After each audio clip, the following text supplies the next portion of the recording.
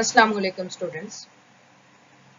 Welcome to the chemistry lectures again through ChemQuest.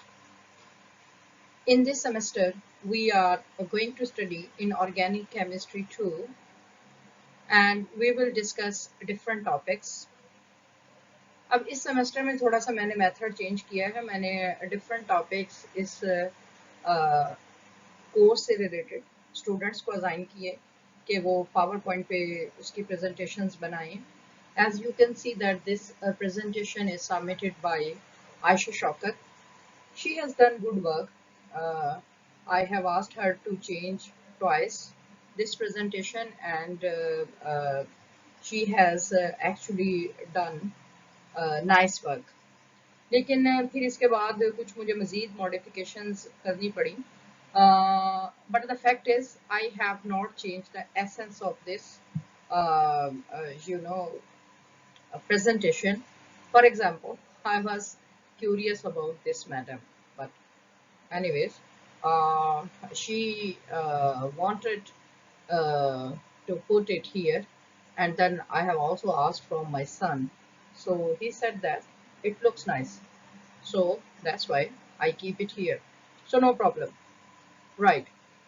So we will start chemistry of non-aqueous solvents, and today we will discuss actually about its introduction. So we will see that what are non-aqueous solvents are and what is the history of non-aqueous solvents. So an inorganic non-aqueous solvent is a solvent other than water. ठीक है. तो जो non-aqueous solvent है, as the name indicate, it will be non-aqueous, that is it will be other than water. और चूंकि ये inorganic है तो जाहिर है this will not be an organic compound. And these solvents, these are used in chemical research and industry for reactions that cannot occur in aqueous solutions or require a special environment. तो अब ये वाले solvents जो हैं ऐसे solvents होते हैं, ऐसे reactions के लिए ये solvents required होते हैं जो reactions aqueous solutions में perform नहीं हो सकते. So water was the first to be considered as solvent for all non-substances. We all know that water is considered as a universal solvent. ठीक है.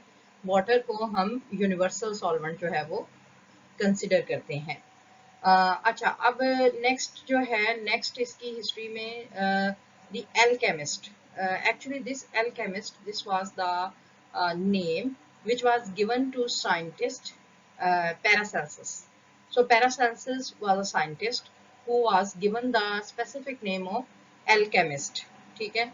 तो उसको alchemist का भी नाम दिया गया. तो जो alchemist की search थी for universal solvent, उसको जो यूनिवर्सल सॉल्वेंट है उसको नाम दिया गया एल्काहेस्ट का. ठीक है. तो पैरासेल्सिस एक साइंटिस्ट था जिसको एक स्पेसिफिक नेम दिया गया विच इज एल्केमिस्ट.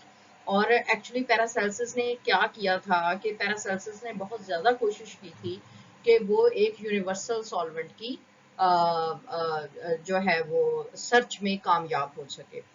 अब ये यूनिवर्सल सॉल्वेंट क्या है? यूनिवर्सल सॉल्वेंट से मुराद यहाँ पर हम एक ऐसा सॉल्वेंट लेंगे which can dissolve all the substances, even gold. ठीक है.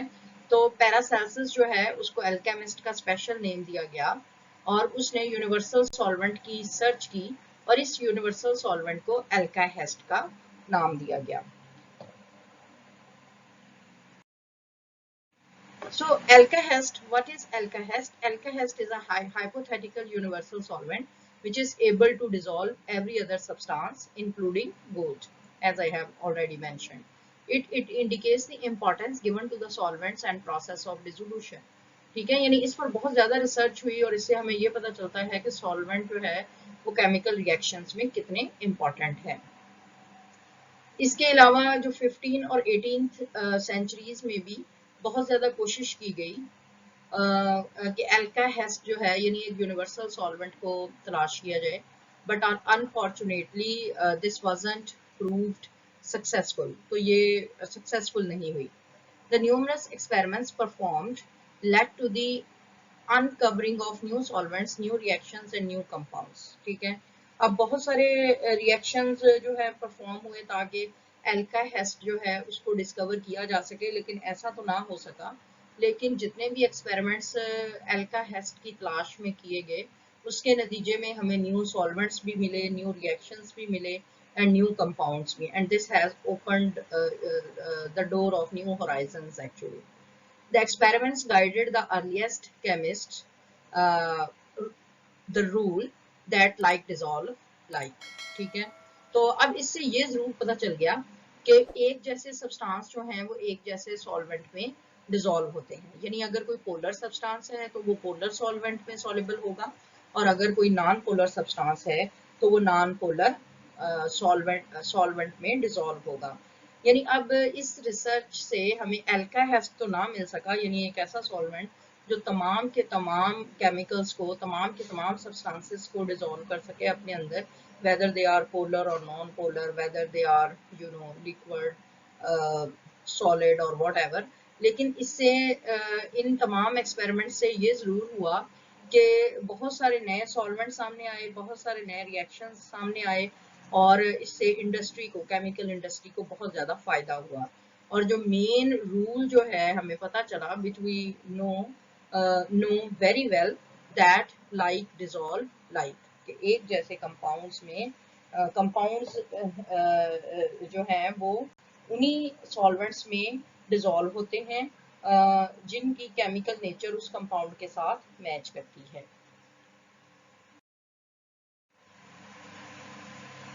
So the influence of solvents on the rates of chemical reaction was first noticed by Brathlod and Pende St. Gilles in 1862 in connection with their studies on acidification with acetic acid and ethanol। अच्छा जी, तो ये दो scientist थे, ब्रैथलॉड and Pende Saint Gillies. इन लोगों ने बहुत extensive study की on the acidification of acetic acid and ethanol। You know the reaction between acetic acid and ethanol, this is commonly termed as esterification reaction because the product of this reaction is an ester। ठीक है, तो इस reaction की का जो product है वो acidification है, एस्टर है, that is why this is called an acidification reaction. तो अब उन्होंने क्या किया कि जब उन्होंने ये रिएक्शन एसिडिफिकेशन के परफॉर्म किए तो ये पता चला कि जो सॉल्वेंट्स हैं they have very pronounced impact on the rates of chemical reactions. ठीक है, सॉल्वेंट्स का रेट्स ऑफ केमिकल रिएक्शन के ऊपर बहुत ज़्यादा नोटिसेबल इम्पैक्ट है। इसके अलावा जो नेक्स्ट हमारे पास साइंटिस्ट है वो है जी मैंस्ट्यूकिन, और इन्होंने 1890 में ये कंक्लूड किया from his thorough studies of the action of try alkyl amines with alkyl halides. ठीक है, तो मैंस्ट्यूकिन ने 1890 में एक्सपेरिमेंट्स परफॉर्म किए विद ट्राई अल्काइल अमाइंस के अल्काइल हैलाइड्स के साथ, और उन्होंने कंक्लूड किया the reaction could not be separated from the medium in which it is performed. ठीक है, यानी जो रिएक्शन प्रोडक्ट्स हैं उनको सेपरेट नहीं किया जा सकता उस मीडियम से जिसमें ये परफॉर्म किया जाता है। मीडियम से मुराद यहाँ पर हम सॉल्वेंट लेंगे। During the interaction between liquids one of the reaction partners constitute the unfavourable solvent. अब इन्होंने ये देखा कि ये जो एक कंस्टिट्यूएंट है, अगर रिएक्शन जो है वो लिक्विड्स के दरमियान हो, जैसे ये ट्राई अल्काइल अमाइन और अल्काइल हैलाइड्स हैं, ठीक है, दीज आर द लिक्विड्स, तो इसमें अब जब रिएक्शन होता है तो उन्होंने ये नोट किया कि जो एक कंस्टिट्यूएंट है, whether it is like try alkyl amine, whether it is alkyl halide, one of the constituent जो है वो अनफेवरेबल सॉल्वेंट के तौर पर एक्ट करता है। ठीक है, वो इतना यानी सॉल्युबल नहीं होता। Thus, in preparation of acid analyte, it is important to add aniline in excess than acetic acid और vice versa। इसीलिए जब अगर हम इसी तरह एसिड एनालाइट की प्रेपरेशन करना चाहते हैं तो या तो हमें एसिटिक एसिड एक्सेस में डालना पड़ेगा, या फिर हमें जो है वो एनिलीन जो है वो एक्सेस में डालना पड़ेगा। ठीक है, इसकी क्या रीजन है कि एनिलीन जो है वो एक अनफेवरेबल सॉल्वेंट के तौर पे एक्ट करता है, या फिर सिचुएशन पे डिपेंड करता है, एसिटिक एसिड भी अनफेवरेबल सॉल्वेंट के तौर पे एक्ट कर सकता है। ठीक है, तो जाहिर है अगर अनफेवरेबल सॉल्वेंट है लिक्विड के केस में, तो जाहिर है हमें फिर ज़्यादा अमाउंट में सॉल्वेंट जो है या लिक्विड्स यूज़ करने पड़ेंगे, which is not actually a good condition, क्योंकि जो ऑर्गेनिक सॉल्वेंट्स होते हैं वो एनवायरनमेंट के लिए और खुद वो एक्सपेरिमेंटलिस्ट के लिए प्रॉब्लम क्रिएट करते हैं। ठीक है, तो अब ये वाली चीज़ें जो है नोट की गई कि अगर लिक्विड्स के दरमियान रिएक्शन हो तो उनमें कम से कम एक जो है वो अनफेवरेबल सॉल्वेंट के तौर पर एक्ट करता है और वो ज़्यादा अमाउंट में यूज़ होता है। And actually in green chemistry या फिर ये है कि अगर हम रिएक्शन परफॉर्म करें तो हम ये कोशिश करते हैं कि हमें कम से कम जो है मिकदार में ऑर्गेनिक सॉल्वेंट यूज करना पड़े, because organic solvents these are injurious to health.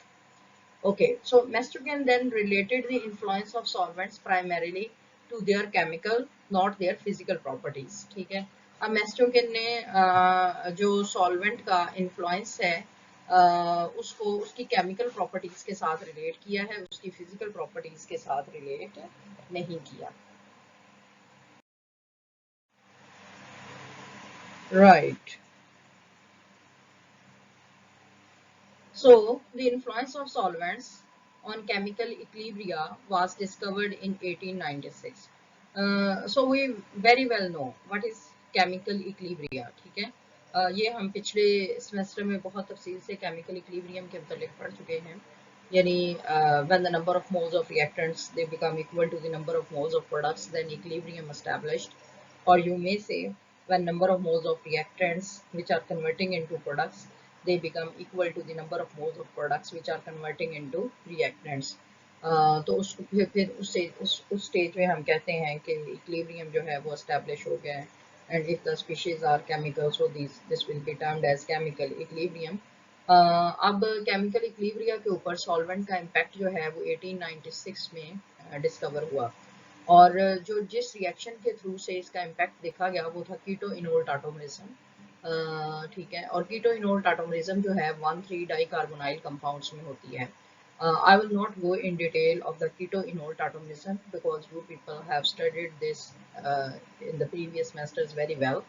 So briefly ये जो कीटो इनोल टाटोमरिज्म है इसमें इक्विलिब्रियम एस्टैब्लिश होता है between the keto and enol form of 1,3 dicarbonyl compounds. Keto form as the reaction indicate इसमें ketonic functional group होता है, और इनोल फॉर्म में डबल बॉन्ड के साथ अल्कोहलिक ग्रुप होता है।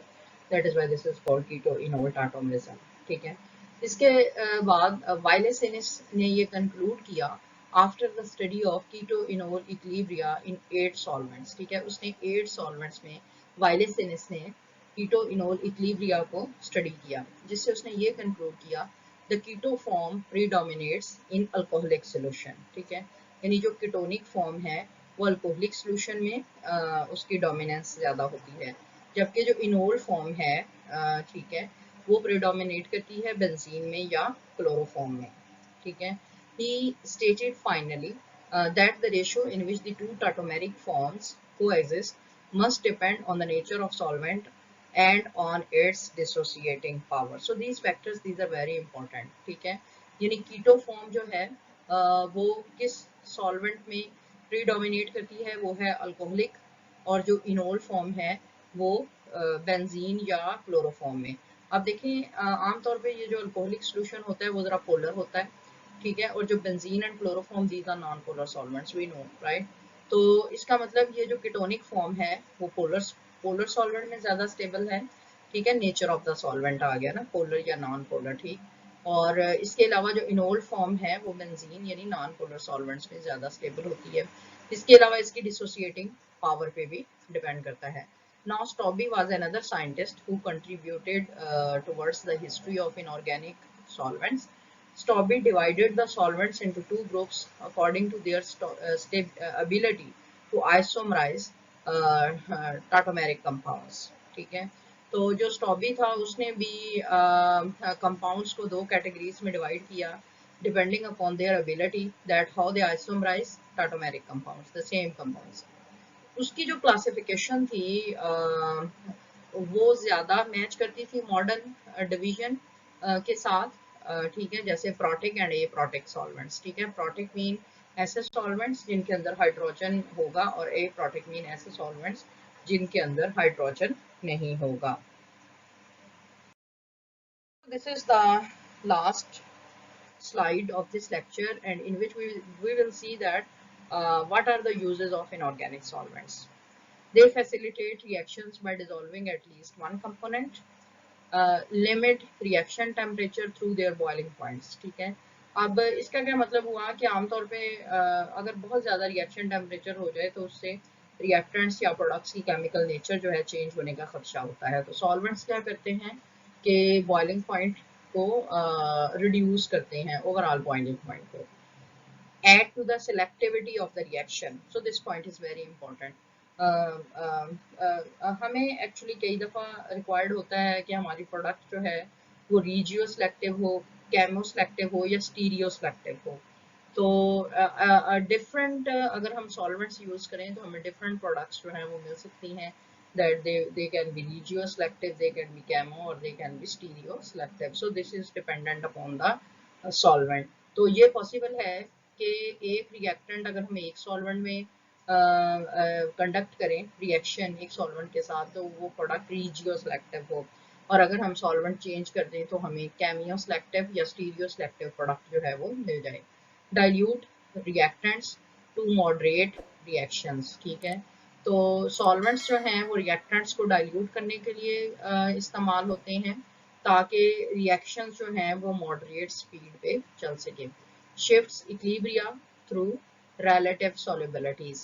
अब इक्विलिब्रियम के ऊपर जो है सॉल्वेंट का इम्पैक्ट होता है, ठीक है। ये हम बहुत डिटेल से पिछली स्लाइड पे स्टडी कर चुके हैं। तो इस पॉइंट का यही मतलब है कि सॉल्वेंट्स जो है वो इक्विलिब्रिया को शिफ्ट कर सकते हैं। यानी एक्चुअली क्या हो सकता है कि अगर हम एक सॉल्वेंट जो है वो ज़्यादा मिकदार में डाल दें तो हो सकता है this can result in the stability of the reactant, and the reaction will proceed in the backward side, right? And if the removal of solvent, for example, this can increase the stability of the product, uh, then the reaction can move in the forward side. Okay, so this was all about today's lecture, and in the next lecture we will study about autoionization of inorganic solvents. Till then, Allah Hafiz.